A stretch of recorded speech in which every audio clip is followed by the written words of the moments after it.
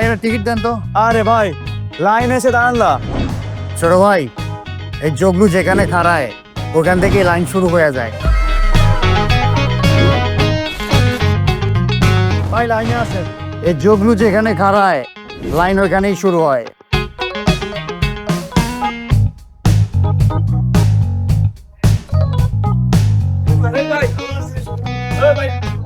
কি ব্যাপার ভাই, লাইনে দাঁড়ান।